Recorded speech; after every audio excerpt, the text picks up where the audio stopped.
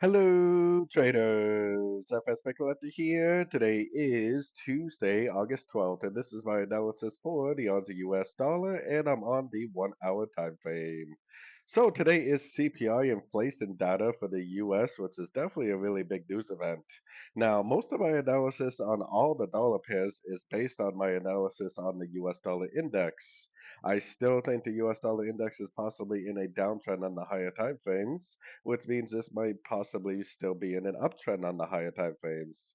To me, this looks like a possible wave A. This looks like a possible like running wave B because of the lower high, and it looks like we could be in a wave C right now. So if we get a good Fibonacci bounce today, I think there's a pretty good chance that the news could cause this to continue up. Especially on the very high time frames like the weekly and the daily, the trend is definitely still up.